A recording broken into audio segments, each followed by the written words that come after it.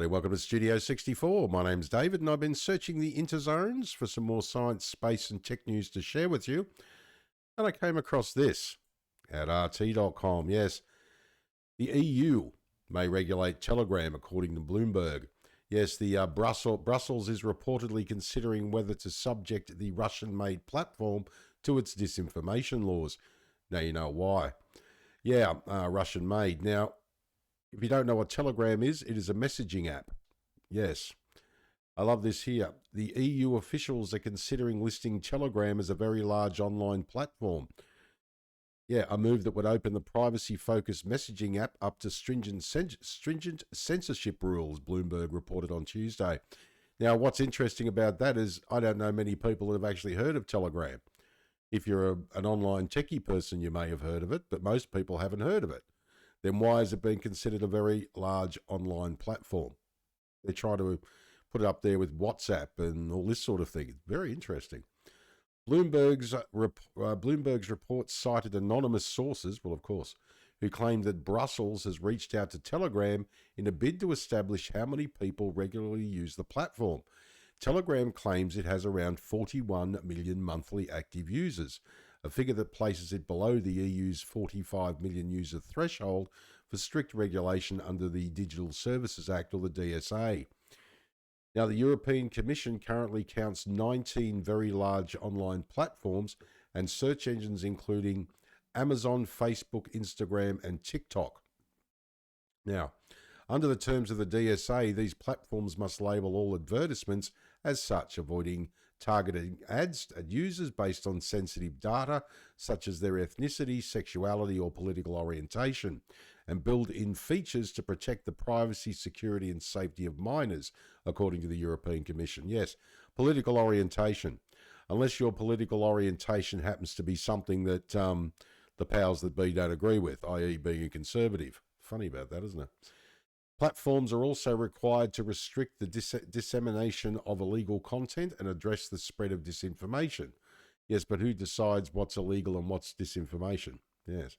The entire text of the DSA mentions the word disinformation 13 times without defining it. There you go. Free speech activists have argued that the term is often used by governments to silence factually correct yet politically inconvenient narratives. Yes, definitely does. I'll leave the link to the main article below the video so you can pop in, check out the embedded links if you want to go for a bit of a deeper dive beyond the article. It's very interesting.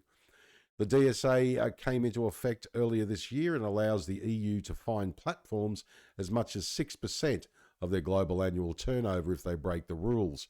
The law also allows repeat offenders to be banned from operating in the bloc. They can block them. They can literally block a platform at the telco level. So within an individual country, whatever telco you're using, you can't access that platform. Just the flick of a button.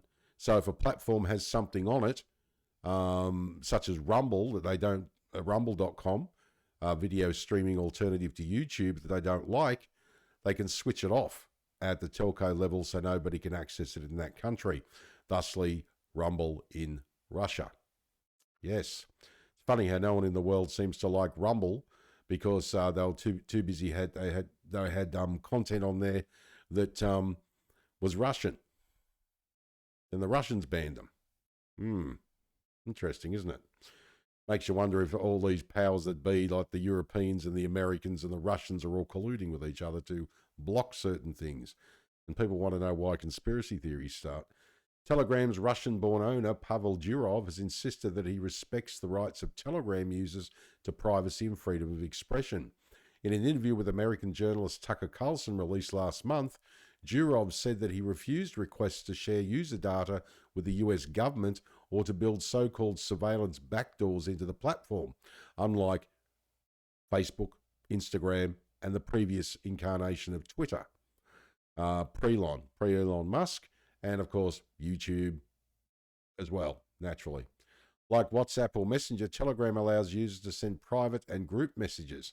Unlike its American competitors, it also allows users to set up channels to disseminate news and updates to followers. Last month, Ukraine's top spy, Kirill Budanov, criticized Telegram for allowing anonymous channels to publish information about the conflict in contravention of Kiev's censorship regime. Yes, and people do it with the same with Russian information as well. It's fascinating. According to statistics compiled by SimilarWeb, Telegram is the most popular messaging app in Ukraine. Budinov argued that this poses a huge problem to Kiev's efforts to limit the flow of damaging information from the battlefield. Okay, in theory, that's nice. You don't want the Russians getting your information from the, on the Ukraine side. But Russia does similar things as well. I'm sorry, you can't have it as well, but it's making out like this platform Telegram is the problem. No, it's not the problem. The problem is governments everywhere are banning these things left, right, and goddamn center. It's completely ridiculous. It just drives me absolutely insane. As it said here in the article, how do we know that isn't disinformation coming from Ukraine? Right? How do we know that? I mean, look at this. Where is it? I've lost it. Here it is. The entire text of the DSA, right, which is the Digital Services Act in the EU, mentions the word disinformation 13 times without defining it.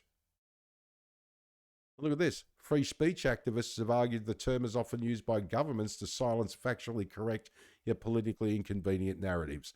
We saw this with the COOF, and we saw this with America's 2020 election. If you have mentioned either one of them, you are banned off the main social media platforms, not from Telegram. Telegram is a messaging app, Rumble as a video streaming source, Odyssey is a video streaming source, and BitChute is a video streaming source.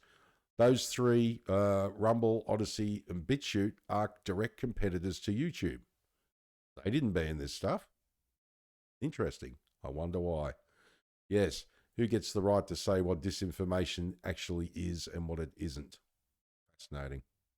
And this is why I think the EU was looking to regulate Telegram, as they seem to want a monopoly on the word disinformation in Europe. And they will decide what disinformation is and what disinformation isn't, which to me isn't right at all. All right, well, my name is David. Thanks for joining me for another Studio 64 Science, Space and Tech News update. I shall see you in the next one. If you enjoyed this video, please like, share, subscribe. I'd greatly appreciate it. If you're up for it, drop a comment down below the video, because I'd love to hear what you think. All right, take care. And as I always say, if you can't be good at it. And as I also always say, did IQs just drop sharply while I was away?